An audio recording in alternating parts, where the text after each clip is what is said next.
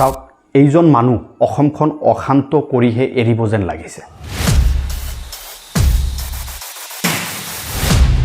শৃংখল চলিহা আৰু এই শৃংখল চলিহা বিগত কিছুদিনৰ পৰা সামাজিক মাধ্যম যোগে আমি যি প্ৰত্যক্ষ কৰি আছোঁ যে এটাৰ পিছত এটা সাম্প্ৰদায়িক বক্তব্য প্ৰদান কৰি আহিছে, কিন্তু তেওঁক নাকি লগাবলৈ অসমৰ গৃহ বিভাগ ব্যৰ্থ হৈ পৰিছে।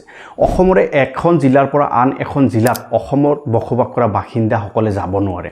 যদি ধুবুৰীৰ পৰা শিৱসাগৰত কোনোবা এজন ব্যক্তি যায়, তেওঁক অপেন চেলেঞ্জ কৰা হয় যে ধুবুৰী বা বৰপেটা বা গোৱালপাৰা এনেকুৱা এটা জিলাৰ পৰা যাতে মিয়া সম্প্ৰদায়ৰ মানুহ শিৱসাগৰ বা উজনি অসমত আহিব নোৱাৰে, আৰু যদি আহে তেনেহ'লে আক্ৰমণ কৰা হ'ব, তেখেতক ইয়াৰ পৰা খেদি পঠোৱা হ'ব।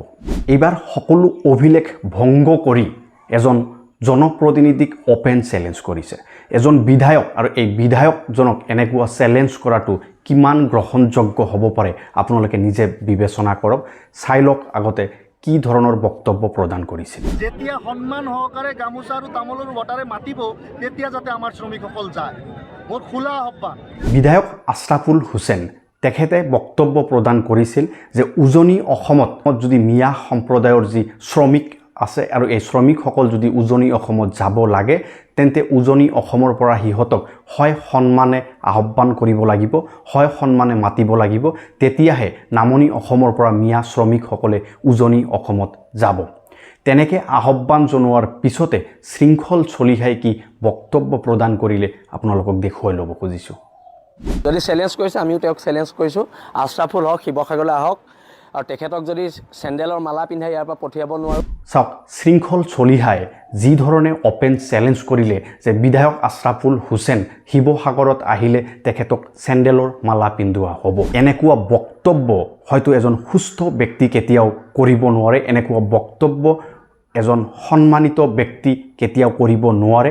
এনেকুৱা বক্তব্য হয়তো কোনো সভ্য সমাজে গ্ৰহণ নকৰে, কোনো সভ্য মানুহে এনেকুৱা বক্তব্য প্ৰদান নকৰে।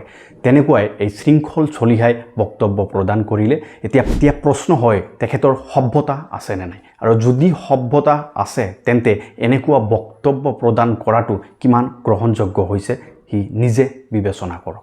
হয়, মানিছোঁ যে শৃংখল চলিহা এজন জাতীয়তাবাদী নেতা আৰু জাতিৰ হকে মাত মাতে, কিন্তু সেই ক্ষেত্ৰত এনেকুৱা নহয় যে এজন ৰাইজে নিৰ্বাচিত কৰা এজন জনপ্ৰতিনিধিক এনেকুৱা এটা অপেন চেলেঞ্জ কৰি তেখেতক মান সন্মান হানি কৰিব পাৰে।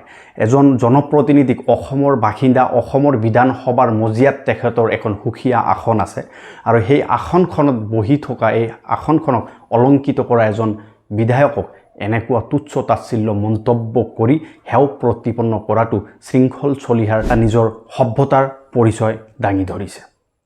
কিন্তু এই ক্ষেত্ৰত এটা কথা স্পষ্টকৈ ক'ব লাগিব যে যোৱা কিছুদিনৰ পৰা শৃংখল চলিহাই যি উশৃংখলৰ পৰিৱেশৰ সৃষ্টি কৰি আছে, আৰু এই ক্ষেত্ৰত অসমৰ যি গৃহ বিভাগ, অসমৰ মুখ্যমন্ত্ৰী ডক্টৰ হিমন্ত বিশ্ব শৰ্মা ডাঙৰীয়াই কোনো ধৰণৰ মাত মতা আমি দেখা নাই। কিন্তু কিয় মাত মতা নাই? অসমত বসবাস কৰা প্ৰত্যেকজন মানুহৰ সমান অধিকাৰ আছে। এনে ক্ষেত্ৰত এই সুস্থ অসমখনক অশান্ত কৰিবলৈ এটাৰ পিছত আন এটা বক্তব্য প্ৰদান কৰি অহা শৃংখল চলিহাক অসমৰ গৃহ বিভাগ তথা মুখ্যমন্ত্ৰী ডক্টৰ হিমন্ত বিশ্ব শৰ্মা ডাঙৰীয়াই কিয় গ্ৰেপ্তাৰ কৰিবলৈ সক্ষম হোৱা নাই, তেখেতক কিয় নাকি লগাবলৈ সক্ষম হোৱা নাই, এয়া আমাৰ গভীৰ এটা প্ৰশ্ন।